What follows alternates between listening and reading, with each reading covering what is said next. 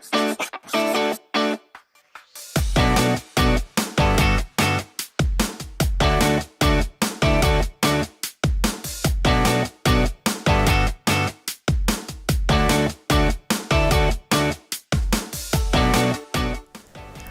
to the Super Fantastic Leadership Webishow right here on DaphneTube. We continue with Dr. Jerry Wagner and talking about the head, heart, and the gut, and what's possible with the transformational process. Can we access these different parts of ourselves?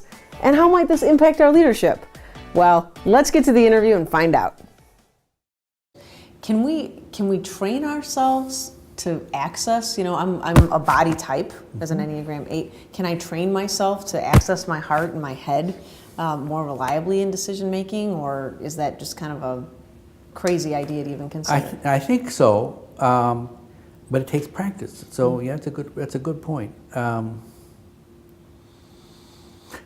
For me as a head type, so if I have a body reaction, I usually just take an Alka-Seltzer because what the hell is that? I don't pay that much attention to it, as you can see. I put considerably more into my body than it needs. So what could I do? So pay attention to, where are you feeling tense? Are you kind of tightening up in your stomach? Are you relaxing in your stomach? Are you tightening in your shoulders? Are you paying attention to what your body is telling you? Feeling-wise, relationship-wise, paying attention to how do I feel? How do you feel about the situation? How's the other person might be feeling? So I think you just train yourself to listen to that channel. I normally listen to jazz on the radio. I seldom listen to country or rap.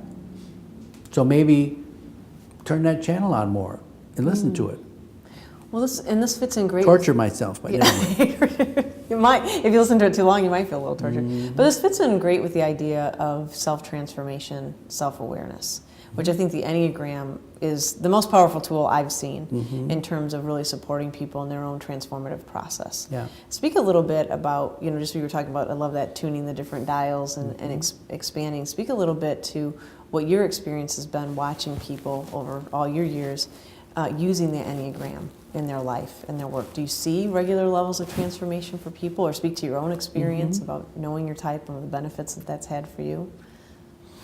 Well, I think it does help you. It helps you see what are your gifts and talents and strengths and what's important to you, what you pay attention to. It also might remind you, you're not paying attention to that. So you're not paying attention to your feelings, you're not paying attention to the other people's feelings. Maybe that would be a good thing to do. Or you're not paying attention to what your head tells you. Is that a really illogical, rational thing that you're doing? Doesn't seem like it. What does your head have to say about it? So I've seen people kind of fill in the blanks, fill in what they're missing. The other thing I find helpful, and I do this in the training or the teaching I do about the Enneagram, is a lot of times you're identifying with certain parts of yourself. So I am this, I am nice, I am kind, I am loving, I am whatever it might be, but I'm not that. So it's like the shadow or the polarity. Oh, I'm not mean, I'm not selfish, I'm not this, I'm not that. I think the Enneagram helps you to see parts of yourself that you're excluding. And it kind of invites you, well, maybe you ought to make friends with that part of you, because there's a lot of good energy in there. And then you become a more whole person if you invite that shadow side in. There's a lot of useful stuff there. But you're shutting it out because you don't like that part of you. So the Enneagram, I think, is helpful in making friends with yourself. It's also helpful, I think, in couple therapy. People use it there. So it helps you understand your partner. And I've heard people say it's helpful because I don't take it so personal now. He's that way with everybody. Or she does that with everybody, not just me. So it helps you to kind of understand where the other person is coming from. But I think the Myers-Briggs does that. I think kind of all those personality tests do that. Yeah. It helps you understand, kind of get inside the other person's world and, oh, it's different from mine. It's not scary, it's just different. As with so many other things, it takes us practice to access these different parts of ourselves and to make a change, or I might even say commitment.